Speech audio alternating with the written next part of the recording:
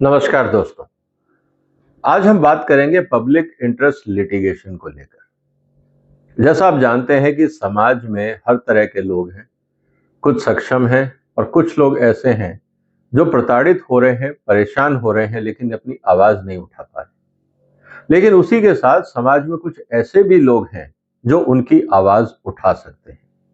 इसका मतलब यह है कि उनका अपना स्वार्थ नहीं है, लेकिन पब्लिक इंटरेस्ट के तहत वो अपनी बात उठा सकते हैं और उन लोगों की आवाज उठा सकते हैं, उन लोगों की आवाज बन सकते हैं जो प्रताड़ित हैं, जो परेशान हैं। इसीलिए आज जो हम चर्चा करने वाले हैं वो है guidelines for public interest litigation by the supreme court of India. अब हर आदमी अपने पर्सनल एजेंडा को भी ये कह के कोर्ट में पहुंच जाता था कि साहब ये पब्लिक इंटरेस्ट का मैटर है, जैसे किसी की सैलरी नहीं मिल रही, किसी की पेंशन नहीं मिल रही, किसी की प्रॉपर्टी का कोई झगड़ा है। इस तरह के लोग भी सुप्रीम कोर्ट में अपने मुद्दे को पब्लिक इंटरेस्ट का मुद्दा बताकर पहुंच जाते थे। अब सुप्रीम कोर्ट ने कहा नहीं, ये नहीं होगा। किन को पब्लिक इंटरेस्ट लिटिगेशन बनाया जाएगा, कैसे उसकी कार्रवाई होगी, आज हम इसकी चर्चा करेंगे। तो जो गाइडलाइन है वो क्या कहती है, ओवरव्यू ऑफ गाइडलाइंस, आज हम उसकी चर्चा करेंगे ब्रीफली कि उसमें क्या कहा जाता है, कौन कौन सी कैटेगरीज को पब्लिक इंटरेस्ट लिटिगेशन में शामिल किया जाएगा और पब्लिक इंटरेस्ट लिटिगेशन की जब स्क्रीनिंग होगी तो उसका प्रोसेस क्या होगा, आज हम इसकी चर्चा करेंगे। तो सबसे पहले हम ये देखते हैं कि इस पूरे प्रेजेंटेशन में आज की जो चर्चा है उसमें हम किन बातों पे फोकस कर रहे हैं। सबसे पहले इंट्रोडक्शन कि जो सुप्रीम कोर्ट ने गाइडलाइंस कही वो क्या है, categories of PIL entertain by supreme court, क्योंकि हम सुप्रीम कोर्ट इसलिए जा सकते हैं क्योंकि हमारे फंडामेंटल राइट्स भी एनक्रोच होते हैं। तो जब आपके फंडामेंटल राइट एनक्रोच होते हैं तो आप डायरेक्ट सुप्रीम कोर्ट भी पहुंच सकते हैं। बॉन्डेड लेबरर मैटर, बंधुआ मजदूरों को लेकर आपने बहुत बातें सुनी होगी।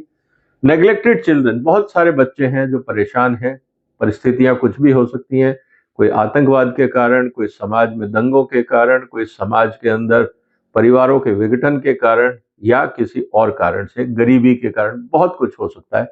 और बच्चों को इसलिए फोकस करना जरूरी हो जाता है क्योंकि वो अपने आप में सक्षम नहीं होते, एज के कारण और मेंटल स्टेटस के कारण। Non payment of minimum wages and exploitation of women and workers.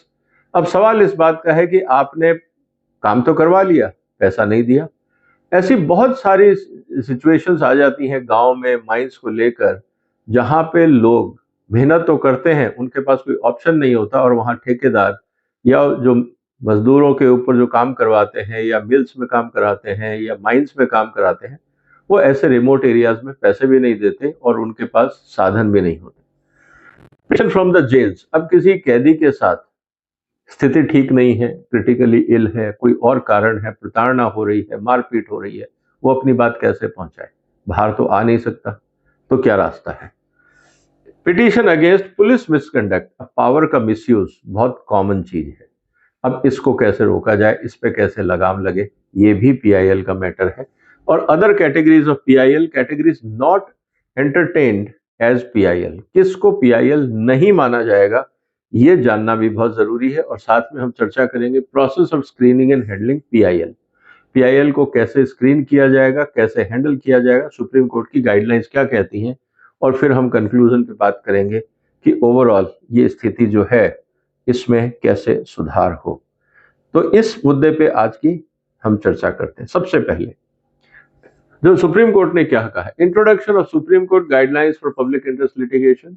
The supreme court of India protects public rights through public interest litigation. आम आदमी की जो बातें हैं वो पब्लिक इंटरेस्ट के थ्रू आएंगी। Guidelines filter out trivial cases focusing on significant societal issues. जो फालतू की बातें हैं, छोटे मोटे के झगड़े हैं, लोकल है, आपस की तनाव है, इनका काम पुलिस का है या एडमिनिस्ट्रेशन का है, इसको सुप्रीम कोर्ट में देखने की जरूरत नहीं है। सोसाइटी का मुद्दा है जहाँ पे समाज पे बड़ा इम्पैक्ट आता है। अगर आज आप कोई चाइल्ड राइट्स की बात करते हैं और सुप्रीम कोर्ट की गाइडलाइन है तो पूरे देश में लागू होती है, ना कि उस मोहल्ले में या उस परिवार में या उस बच्चे पे। तो इसीलिए यहाँ पे फोकस करना जरूरी है। Petitioner must show the genuine public interest to avoid frivolous claims. आपको बताना पड़ेगा कि आप क्यों इंटरेस्टेड हैं, क्या कारण है, किस लिए आप विचलित हैं, सुप्रीम को ये तो बताना पड़ेगा, तभी आप इसको पब्लिक इंटरेस्ट लिटिगेशन मानेंगे। और इसके बाद NGO and civil societies are encourage to file PILs, क्योंकि कमर्शियल आदमी, मजदूर आदमी, कर्मचारी, कोई व्यापारिक आदमी, वो भी फाइल कर सकते हैं, मना नहीं है, लेकिन कहीं ना कहीं ऐसा ना हो कि इसके पीछे उनका कोई अपना स्वार्थ हो, उस पर भी ध्यान देने की जरूरत है। तो कैटेगरीज कौन सी हैं दोस्तों?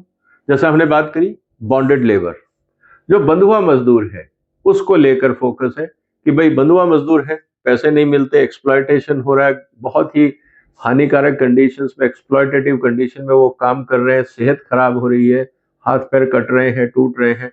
इन चीजों को भी रोकना चाहिए, क्योंकि सेफ वर्किंग एनवायरनमेंट देना भी एक फंडामेंटल राइट है। नेग्लेक्टेड चिल्ड्रन, कई कारण से जो बच्चे हैं वो नेग्लेक्ट हो जाते हैं, वल्नरेबल हैं, और यही कारण है कि उनके वेलफेयर पे ध्यान देना बहुत जरूरी है। मिनिमम वेज वायलेशंस, अब मजदूरी सरकार तय करती है, लोग मजदूरों से काम लेते हैं, पूरे पैसे नहीं देते। अब गांव में वो है, कहीं रिमोट एरिया में है, माइंस पे काम कर रहा है, कोई पूछने वाला नहीं है, ना सरपंच उसकी बात सुन रहा है, ना पुलिस वाला सुन रहा है, और लगातार एक्सप्लॉयटेशन हो रहा है। अब उनके पैसे कौन दिलाएगा? अब वो अपनी इतनी हिम्मत वो है नहीं उनमें कि वो आए कोर्ट में और अपने बात को रखें, संसाधन नहीं है, समझदारी नहीं है। तो ऐसी स्थिति में जो भी उनकी तकलीफों को देख रहा है समाज का इंसान, वो अपनी तरफ से पीआईएल फाइल कर सकता है, और जो मिनिमम वेज लॉज हैं उस पर फोकस किया जा सकता है। जेल पिटीशन की बात हुई कि जो लोग जेल में बंद हैं उनके हेरेसमेंट हो रहा है, उनको खाना ढंग से नहीं मिल रहा, खराब खाना मिल रहा है, नहीं मिल रहा है, किसी और तरह की प्रताड़ना हो रही है, क्योंकि आफ्टरऑल कैदी है, लेकिन फंडामेंटल राइट्स तो उसके भी हैं। आप उसको सड़ा खाना नहीं दे सकते, आप उसको रात भर जगा के नहीं रख सकते, आप उसको टॉर्चर नहीं कर सकते, आप उसके साथ मारपीट नहीं कर सकते। ये सब जरूरी है, क्योंकि इंसान तो वो भी है, चाहे उसने अपराध किया, इसकी वो सजा काट रहा है, लेकिन उसके बाकी राइट्स तो इंटैक्ट है। इस पे भी देखने की जरूरत है। और पुलिस मिसकंडक्ट, ये बहुत इंपॉर्टेंट चीज हो जाती है, क्योंकि कंप्लेंट अगेंस्ट पुलिस, अब किसके पास जाओगे? पुलिस के खिलाफ पुलिस दर्ज करेगी नहीं। आप किसी पुलिस अधिकारी के खिलाफ आप पुलिस थाने में कंप्लेंट लिखाने जाओगे तो कौन एफआईआर दर्ज करेगा? कोई करेगा? कोई नहीं करता। किसी पावरफुल आदमी के पास जाओ, पुलिस हेजिटेट करती है। इसीलिए अब क्या हो, तो सबसे इंपॉर्टेंट बात आ जाती है कि जो अकाउंटेबिलिटी है फॉर राइट्स वायलेशन, पुलिस का क्या अधिकार है, क्या वो अपने अधिकारों के अतिक्रमण कर रही है, बाहर जा रही है? इस पे भी सोचने की जरूरत है। इसीलिए सुप्रीम कोर्ट ने एक लीगल फ्रेमवर्क बनाया।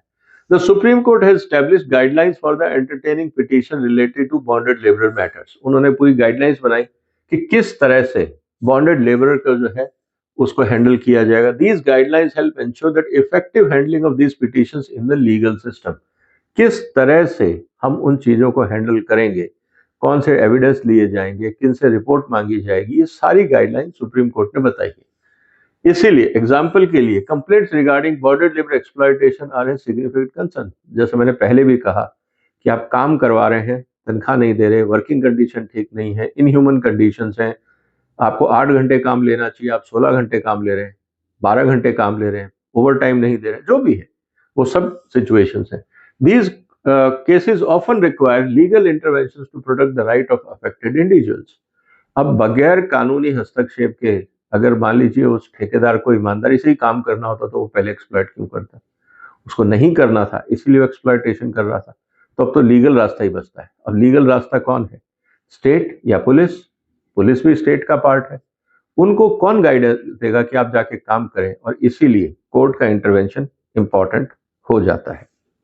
नेग्लेक्टेड चिल्ड्रन की हमने बात करी, वहां पे भी जो बच्चों के लिए है अर्जेंट एक्शन चाहिए। अब बच्चों का है, अब आप कहोगे कि हम 3 महीने बाद बात करेंगे, ऐसा नहीं हो सकता। इमीडिएटली कभी कभी एनजीओ और पुलिस की मदद से ऐसी जगह को रीड किया जाता है, बच्चों को रेस्क्यू किया जाता है, ताकि जो बच्चों के साथ अमानवीय व्यवहार हो रहा है, जो उनके साथ प्रॉब्लम्स हैं, उनको तुरंत एड्रेस किया जाए। इसीलिए ये गाइडलाइंस जानना बहुत जरूरी है। और आपको पता है कि चाइल्ड राइट्स को लेकर अलग से भी कानून है।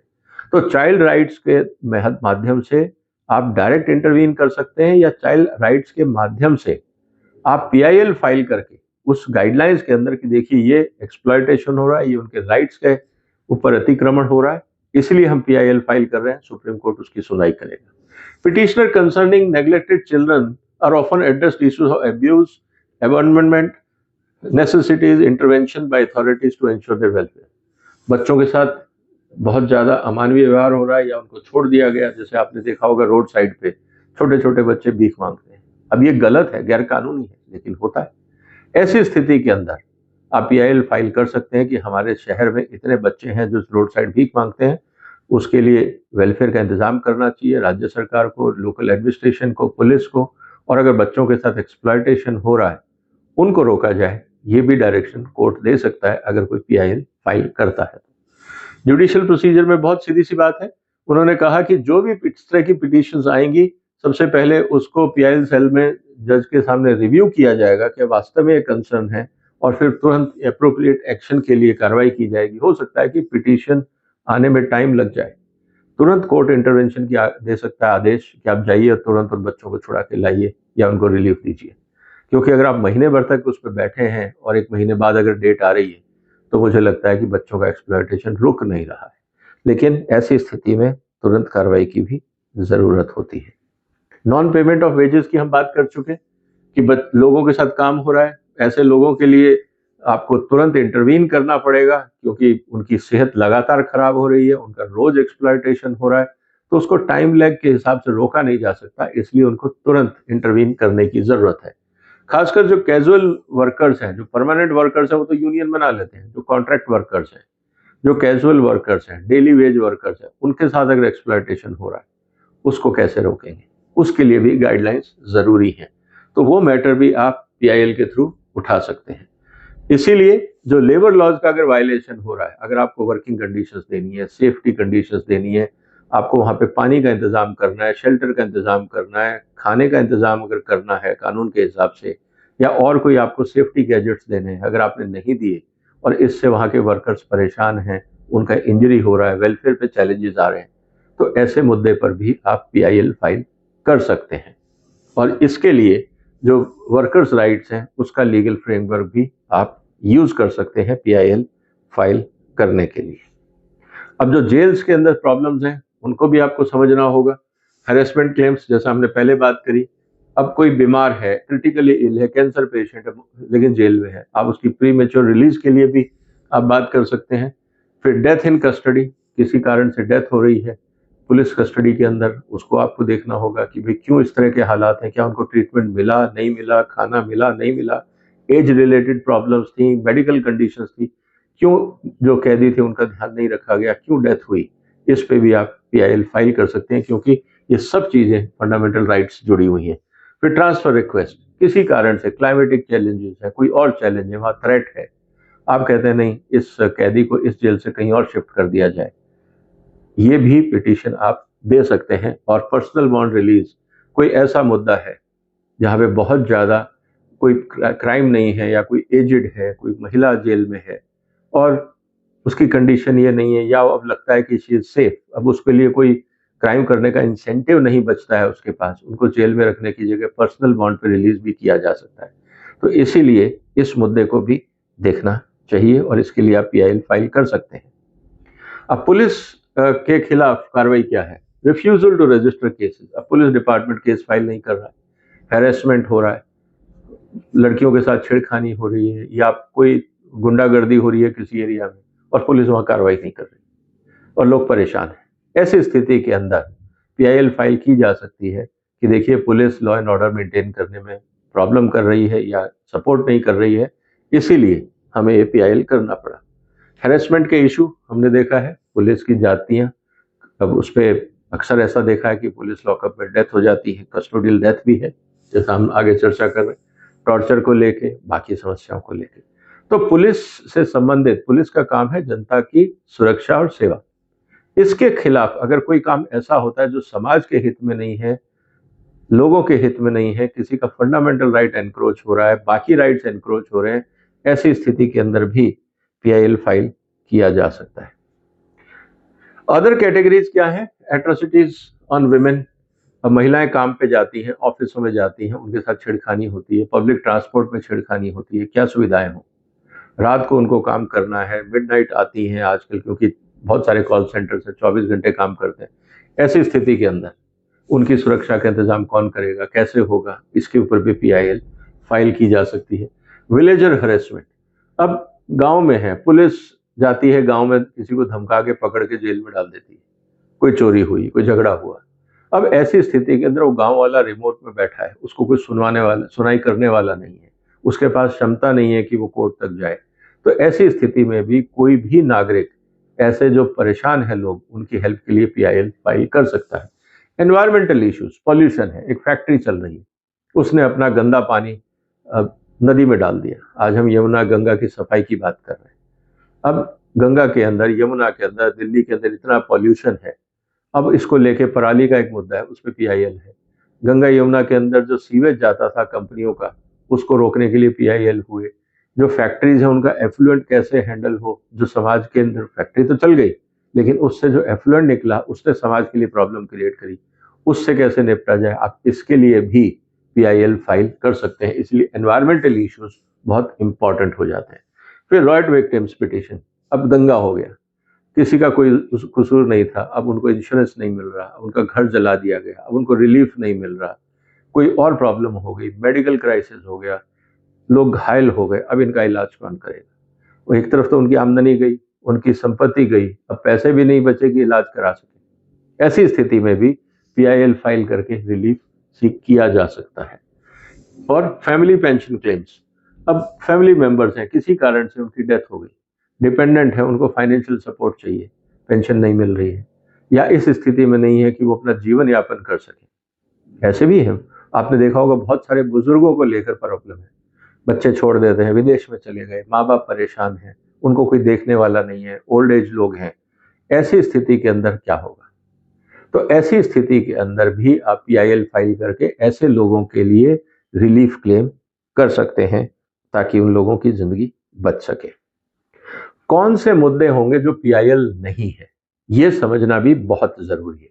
सबसे पहली बात हम कर रहे हैं लैंडलॉर्ड टेनेंट इशू, आपने मकान किराए पे दिया, वो कमरा खाली नहीं कर रहा। अब ये ट्रेसपासिंग का केस है, अनऑथराइज ऑक्यूपेशन का केस है, पोजीशन का केस है, भाई क्या है, ये एक लिटिगेशन मैटर हो जाता है, सच्चाई किसी को नहीं पता, दो लोग झगड़ रहे हैं। यहाँ पे बात आती है या तो क्रिमिनल केस की, सिविल केस की, और इसका एक सीधा तरीका है कि आप नॉर्मल कोर्ट प्रोसीजर अपनाइए। सर्विस मैटर्स, आपकी पेंशन नहीं मिल रही, ग्रेचुइटी नहीं मिल रही, आप रिटायर हो गए, या किसी कारण से तनख्वाह नहीं मिल रही, अब उसके कारण कुछ भी हो सकते हैं, वो पब्लिक इंटरेस्ट मैटर नहीं है, वो दो लोगों के बीच की बात है। जहां दो लोगों के बीच की बात होती है वहां पीआईएल नहीं होता है। यही हाल टेनेंट उसका था, यही सर्विस मैटर है, ऑर्गेनाइजेशन इंडिविजुअल को लेकर था। हाँ, लेकिन जो वेज एक्सप्लॉयटेशन है वो एक अलग चीज, उसको सर्विस मैटर के रूप में नहीं लिया जा सकता। फिर गवर्नमेंट कंप्लेंट्स, अब गवर्नमेंट काम नहीं कर रही है, साहब हमने एप्लीकेशन डाली, सरकार जवाब नहीं दे रही है, ये प्रोसीजरल डिलेज है, पब्लिक इंटरेस्ट की बात नहीं है, इसीलिए उसको भी एज ए कंप्लेंट नहीं लिया जाएगा। फिर एजुकेशन एडमिशन, अब आपने फाइल किया कि साहब किसी कारण से मेरे बच्चे का एडमिशन नहीं हुआ, या उन्होंने कोई और क्राइटेरिया अपना कर लिया, अब इसके लिए अलग से गाइडलाइन है एडमिशन की। अगर वो इंस्टीट्यूशंस गाइडलाइंस को वायलेट कर रहे हैं तो उसके लिए सेपरेट डिपार्टमेंट है, वहां कंप्लेंट करके रिड्रेसल ले सकते हैं, उसको पब्लिक इंटरेस्ट मैटर नहीं बनाया जा सकता। ये बात हमें समझनी होगी।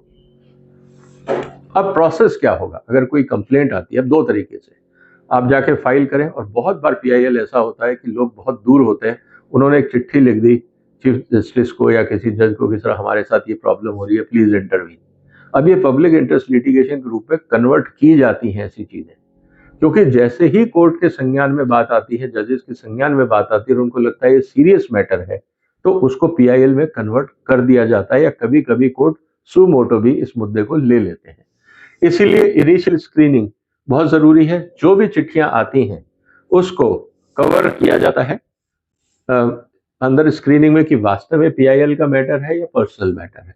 इसके बाद जो मैटर है वो जज के सामने, चीफ जस्टिस के सामने रख दिया जाता है कि सर ये पिटीशंस आई हैं, इनको रिव्यू करने की जरूरत है, और किस तरह से इस पे ध्यान दिया जाए। तो वो एक जज प्लेसमेंट के किसके कौन अधीन वो एप्लीकेशन जाएगी, वो चीफ जस्टिस का काम है। फिर उसके बाद रिव्यू के बाद बेंच लिस्टिंग होती है, और जब सबमिशंस आते हैं उसके बाद स्पेसिफिक पीरियड पे डिटेल मांगी जाती है, जिसने केस फाइल किया है उनसे डिटेल मांगी जाती है, नोटिस इशू किए जाते हैं, जो कंसर्न डिपार्टमेंट उनसे जवाब मांगा जाता है, और उसकी फिर कार्रवाई होती है। उसके साथ साथ ही कि जो पिटीशन लॉन्च कर दी जाती है कि जो भी मैटर है सामने, वो कोई ना कोई उसको एक एप्लीकेशन के रूप में फाइल करके और after the approval of registrar process तो पूरा करना पड़ेगा। और ऐसी स्थिति के अंदर जब सारी जानकारी आती है, उसको पूरा समझने के बाद उसका एक प्रोसेस होता है, आप उसके अंदर एक उसको कंप्लेंट की तरह लॉन्च कर सकते हैं। एक नॉर्मल जैसे केस चलता है, फिर वो मुद्दा कोर्ट के संज्ञान में आ जाता है और उससे संबंधित फिर जितने भी डिपार्टमेंट हैं जो भी हैं उनसे फिर एफिडेविट लिया जाता है। अगर किसी इंडिविजुअल ने किया है, वो एक्सेसिबल है, तो उनसे या कंसर्न डिपार्टमेंट से। मान लीजिए कोई बोलता है कि इस जिले के अंदर भूखमरी से लोग मर रहे हैं, सरकार कुछ नहीं कर रही। अब वहां के मजिस्ट्रेट से, कलेक्टर से, जो कंसर्न ऑफिसर है, उनसे सुप्रीम कोर्ट एफिडेविट ले सकता है कि बताइए क्या स्थिति सही है या नहीं है, शपथ पत्र पर जानकारी दीजिए। सरपंच से मांगा जा सकता है, वहां के जो लोकल अधिकारी हैं उनसे मांगा जा सकता है, पुलिस कमिश्नर से पूछा जा सकता है, क्योंकि उसके अगेंस्ट अगर किसी ने पिटीशन फाइल करी है तो उसके पास भी तो प्रूफ होंगे, तो वो भी एविडेंस होगा। ऐसी स्थिति के अंदर अगर कोई गलत एफिडेविट देता है तो आपको पता है वो सजा है, कानून की प्रोसेस के अंदर व्यवधान डालना माना जाता है, कंटेम्प्ट ऑफ कोर्ट है, कोर्ट का इंसल्ट है, सीरियस मैटर हो जाता है। इसलिए एफिडेविट हमेशा ये मान के चला जाता है कि जो आप बोल रहे हैं वो सही है, आप अपनी तरफ से कोर्ट को गुमराह नहीं कर रहे हैं। और यही कारण है कि ये सब प्रोसेस को फॉलो होने के बाद आप इस पूरे मैटर को आगे ले जाते हैं। तो कंक्लूजन में हम क्या कह रहे हैं दोस्तों, हमारा ये कहना है कि पीआईएल जो कैटेगरीज है उसमें आप देखेंगे, जैसे मैंने बॉन्डेड लेबरर की बात करी, कौन सा मैटर नहीं होगा। जैसे मैंने कहा कि मकान मालिक और किराएदार का झगड़ा, जहां दो लोगों की बात है, वहां पे पीआईएल नहीं माना जाएगा। लेकिन जहां पूरी कम्युनिटी या सोसाइटी की बात है, उसको हम पीआईएल के रूप में ले सकते हैं। और जो हैंडलिंग प्रोसेस है, सबसे पहले जो भी आप पिटीशन भेजते हैं वो पीआईएल सेल में सबसे पहले स्क्रीनिंग होगा, क्योंकि वो लेटर कोई फिक्टिशियस तो नहीं है, आइडेंटिटी होनी चाहिए, लोकेशन होना चाहिए, समझ तो आना चाहिए मुद्दा सीरियस है, नहीं तो कोई कुछ भी डाल के कोर्ट का, देश का और सिस्टम का टाइम और रिसोर्सेज वेस्ट कर सकता है। तो स्क्रीनिंग बहुत जरूरी है। और जब ये सब प्रोसेस हो जाता है तो उसके बाद जो चीफ जस्टिस ऑफ इंडिया है वो पिटीशन को रिव्यू करके फिर जुडिशियल प्रोसेस में उस मुद्दे को आगे भेजते हैं कि अब इस पे कार्रवाई हो, कोर्ट की सुनवाई हो, इमीडिएट एक्शन लेना हो तो वो आदेश दिए जाते हैं, नोटिस इशू करने हैं तो वो कार्रवाई की जाती है और एफिडेविट मंगाए जाते हैं ताकि इस मुद्दे को एड्रेस किया जा सके। तो दोस्तों, ये पूरा प्रोसेस है जो सुप्रीम कोर्ट ने गाइडलाइन बनाई है ताकि जो जुडिशरी टाइम है वो वेस्ट ना हो, सही लोगों की बात सही जगह पहुंच सके और उन पे कार्रवाई हो सके। उम्मीद है दोस्तों आज की चर्चा, आज का ये सेशन आपको पसंद आया होगा। ये थी सुप्रीम कोर्ट के द्वारा इशू की गई पीआईएल की गाइडलाइंस, ताकि आपको ये पता रहे कि जब भी आप पीआईएल से संबंधित कोई भी बात करें तो ये बेसिक चीजें अगर आपको क्लियर रहेंगी तो कंफ्यूजन नहीं होगा। आप अपना नॉलेज का यूज भी पीआईएल के माध्यम से देश में जो वंचित लोग हैं, जो प्रताड़ित लोग हैं, उनकी हेल्प आप कर सकते हैं। आपने वक्त निकाला, आपका धन्यवाद। आप इस वीडियो को अपने दोस्तों में शेयर करिए ताकि सब तक सही जानकारी पहुंच सके। और बाकी जो वीडियोस हैं उनमें भी आपको आपसे रिलेवेंट जानकारियां मिलती रहेंगी। आप सर्च करिए, आपके संबंधित बहुत सारे टॉपिक्स हैं जो यहाँ पे कवर किए जाते हैं और होते रहेंगे। किसी मुद्दे पर आप और जानकारी चाहते हैं, कमेंट बॉक्स में लिखिए, हम कोशिश करेंगे आप तक वो बात भी पहुंचे। आपने वक्त निकाला, आपका धन्यवाद। अपना ध्यान रखिएगा। फिलहाल वंदे मातरम।